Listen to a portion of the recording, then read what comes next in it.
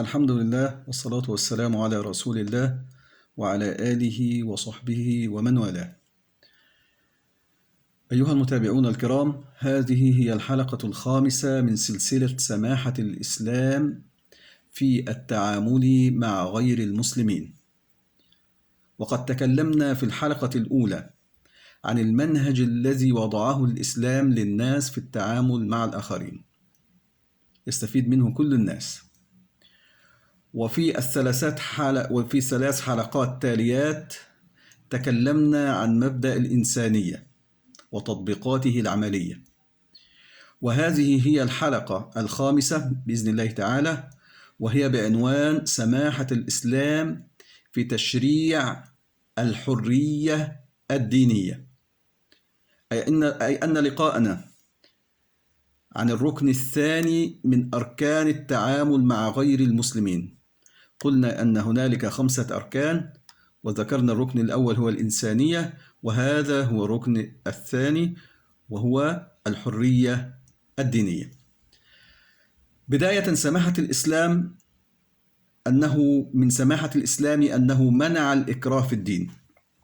الله جل وعلا في كتابه الكريم يقول: وقل الحق من ربكم فمن شاء فليؤمن ومن شاء فليكفر إنا أعتدنا للظالمين نارا أحاط بهم سرادقها.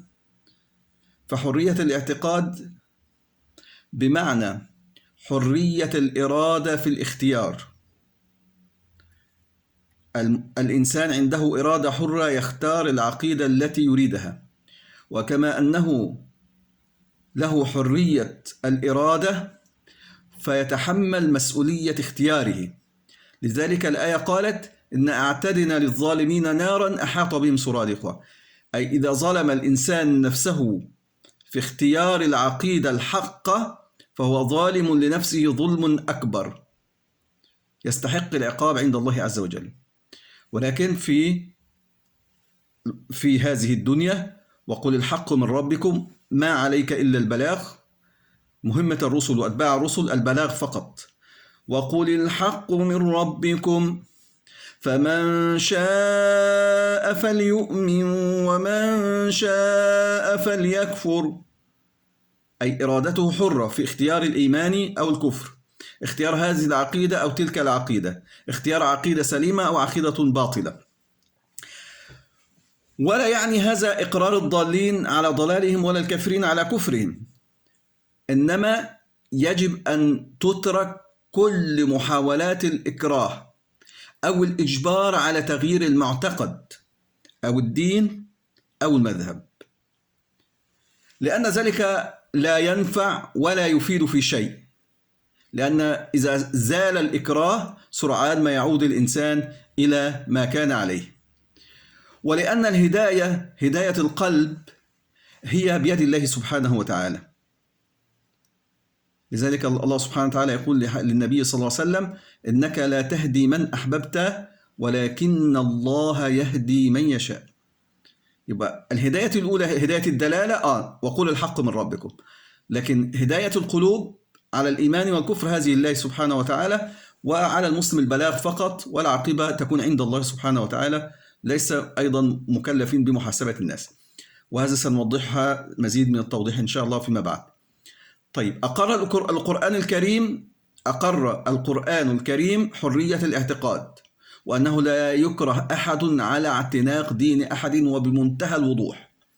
فالآية صريحة واضحة، الآية التالية صريحة واضحة تقول: لا إكراه في الدين قد تبين الرشد من الغي، فمن يكفر بالطاغوت ويؤمن بالله فقد استمسك بالعروة الوثقى لا انفصام لها والله سميع عليم. الآية محكمة باقية على مفهومها، وسبب نزول هذه الآية يوضحها غاية الوضوح، أنه لا إكراه في الدين. ما سبب نزول هذه الآية؟ تعلمون أن يهود بني النضير لما نقضوا العهد أجلهم رسول الله صلى الله عليه وسلم، ويهود بنو قريظة وبنو قينقاع، كل هؤلاء حينما نقضوا العهود أجلهم رسول الله صلى الله عليه وسلم. لكن هذه الآية نزلت في بني النضير، يعني نزلت في أولاد الأنصار الذين تهودوا مع بني النضير. الأنصار في الجاهلية قبل الإسلام كان ينذر أحدهم إذا رزق مولود أن يهوده، لأن اليهود سكنوا المدينة وكانوا ينتظرون رسول الله صلى الله عليه وسلم، وكانوا يتوعدون الأوس والخزرج أنهم سيقاتلون مع الرسول الذي سيبعث. الأوس والخزرج كقتال عاد وإرم، كما قاتل الأنبياء عاد وإرم. نعم. طيب، أهل المدينة كانوا ينذر أحدهم أن يهود ابنه لسبب من الأسباب، قال كبر في السن ولم يأتيه ولد، فيقول إذا أتاني ولد سأهوده، وهذه النزول معروفة. طيب، نزلت فلما أجلى رسول الله صلى الله عليه وسلم بني النضير من المدينة، أجلهم يعني أخرجهم من المدينة بعد أن حاصرهم ونزلوا على حكمه فأخرجهم، كما هو في سورة الحشر. أراد الأنصار وقتها، أو أراد بعض الأنصار بالتحديد، أراد بعضهم أن يكرهوا أبنائهم على الرجوع إلى اليهودية، يعني هم اللي خلوهم لليهود وبعد جاء الإسلام وأسلم الآباء، فأراد بعض أهل المدينة أن يكرهوا أبنائهم إلى الرجوع أو العدول عن اليهودية، وما يخرجوش مع اليهود ويجلوا مع اليهود إلى خارج المدينة، لا يطردوا. فنزل قول الحق تبارك وتعالى: لا إكراه في الدين، أي يا أيها الأنصار لا تكرهوا أبناءكم على أن يتركوا دينهم ويعتنقوا الإسلام، لا إكراه في الدين، قد تبين الرشد من الغي، فمن يكفر بالطاغوت ويؤمن بالله فقد استمسك بالعروة الوثقى، والطاغوت كل ما يعبد من دون الله عز وجل. طيب، أيضا أنا أؤكد أن هذا ليس معناه التخيير، وإنما هو لوم على من عرف الحق بالأدلة الواضحة القاطعة على أن الإسلام دين الحق ولم يتبعه. في الحالة هذه خلاص هو حر في إرادته، فهذا لوم له. لا إكراه في الدين، قد تبين الرشد من الغي، فمن يكفر بالطاغوت ويؤمن بالله فقد استمسك بالعروة الوثقى. هو حر يريد إرادته، ولكن يتحمل توابع هذه الإرادة وتوابع هذا الاختيار يوم القيامة. أي نحن المسلمين ليس سنوقع عليه عقوبة، ولكن عقوبته مؤجلة إلى يوم القيامة. طب هذا التهديد لصالح الإنسان؟ طبعا لصالح الإنسان، حتى يختار بحريته وبإرادته الصواب ويتحرى الصواب ويبحث عن الحق حتى يلتزمه. أمامه الطريقين، أي طريق يسلك هذا يحتاج إلى تدقيق وتحقيق حتى يستطيع أن يسلك الطريق، فيكون هناك تهديد، فالإنسان يتروى في قراره حتى يأخذ القرار الحق. إخواني المتابعين وأخواتي المتابعات، لم يثبت في تاريخ الإسلام أن المسلمين مارسوا الإكراه على الدين، أن يحولوا الناس إلى دينهم بالإكراه. لم يمارسوا الإكراه مع غير المسلمين أبدا، بل أنه قد صرح غير المسلمين بهذه الحقيقة.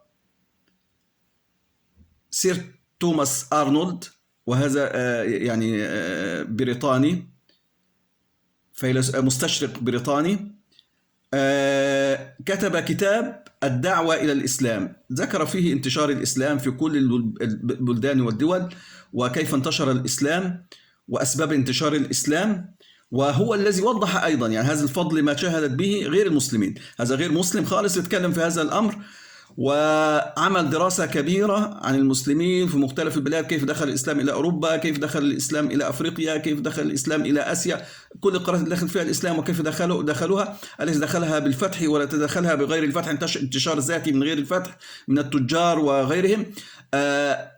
أخذ في هذه الدراسة بوثائق عديدة، مئات الوثائق، منها البيزنطية والأرمينية والوثائق المتعلقة بالكنيسة الكاثوليكية والكنائس الشرقية، ووضح أسباب انتشار الإسلام في هذا الكتاب اسمه الدعوة إلى الإسلام، وهو مترجم إلى اللغة العربية. يقول توماس أرنولد في كتابه: لم نسمع عن أي محاولة مدبرة لإرغام غير المسلمين على قبول الإسلام. هذا ما شهد به أرنولد، ويقول لم يشهد أيضا أو على اضطهادهم أو عمل اضطهاد منظم قصد منه استئصال الدين المسيحي من قبل المسلمين. هذا لا يمكن مسلم يفعل ذلك. وسنوضح أيضا في الأركان التالية فيما يعد لماذا. يعني هو يشهد، يقول لم نسمع أي محاولة مدبرة لإرغام غير المسلمين على قبول الإسلام أو عن أي اضطهاد، أيضا لم يسمع عن أي اضطهاد منظم قصد منه استئصال الدين المسيحي من قبل المسلمين. طيب، لا إكراه في الدين، واضح الكلام، وأننا نحفظ أبناءنا فيما يحفظون. لكم دينكم ولي دين، لكم دينكم ولي. في قصار الصور: قل يا أيها الكافرون لا أعبد ما تعبدون ولا أنتم عابدون ما أعبد ولا أنا عابد ما عبدتم ولا أنتم عابدون ما أعبد لكم دينكم ولي دين، الذي أعتز به وأعتز بتشريعاته، الذي شرع للناس الحرية الدينية، حرية اختيار الدين الذي يعتنقونه. بعد أن أقر الإسلام عدم الإكراه في الدين، أقر عدة تشريعات أيضا تدل على سماحته في التعامل مع المخالف. أقر الإسلام المساواة بين أهل الديانات الأخرى، فلهم ما للمسلمين وعليهم ما على المسلمين، كفل لهم حريتهم الدينية. أقر حق أهل الكتاب أن يمارسوا الشعائر دينهم، لا تهدم لهم كنائس، لا يكسر لهم صليب، حتى إن عند الفقهاء استقرت قاعدة عند الفقهاء: اتركوهم وما يدينون، اتركوهم وما يدينون. وبعد أن أقرهم على عباداتهم وما يعتقدون لم يعزلهم، ما قالش لا نعزلهم وحتى ينتهوا، لا، لم يعزلهم، بل سمح بالزواج منهم، وجعل حق زوجة المسلم الغير مسلم اليهودية أو النصرانية أن تذهب إلى المعبد، تذهب إلى الكنيسة، وليس للزوج أن يمنعها من ذلك، لا يحق له أن يمنعها. وأباح له ما أباحوا له دينهم، الطعام وغيره. يعني الخنزير عندنا محرم، لكن يأكله غير المسلم لا حرج ولا في ذلك، ما دام ذلك جائز عنده يأكله. ويشرب الخمر، يشرب الخمر، هو يراه حلال عنده فخلاص، يبقى هذا اعتقاده. يبقى ما فيش أي محاولة إكراه في حياة غير المسلمين. وأيضا في حرية الزواج والطلاق والنفقة، إلا إذا هو مثلا في الميراث مثلا يريد يأتي بعض النصارى يقولوا نريد أن نوزع الميراث على الطريقة الإسلامية، فمرحبا، لا بأس إذا أرادوا التحكم إلى شريعتنا وإلى قوانيننا الإسلامية في توزيع الميراث، لا بأس. لكن في العموم حرية في كل شيء. أكتفي بهذا القدر إن شاء الله، وسنكمل إن شاء الله في الحلقة القادمة نماذج عملية من تطبيق الإسلام، سماحة الإسلام في التطبيق العملي لهذا المبدأ العظيم، مبدأ الإنسانية، مبدأ حرية الاعتقاد. مبدأ حرية الاعتقاد أقره الإسلام وحافظ عليه وطبقه المسلمون في جميع العصور، وهذا سنتعرض إليه إن شاء الله عز وجل في الحلقة القادمة. سبحانك اللهم وبحمدك، أشهد أن لا إله إلا أنت، أستغفرك وأتوب إليك، وجزاكم الله خيرا. وقبل أن أنهي هذه الحلقة، أنا أشكر إخواني الذين يترجمون هذه الحلقات إلى الألمانية وإلى الإنجليزية ويساعدونني في الترجمة من الألمانية، يساعدوني في الترجمة والمراجعة الترجمة.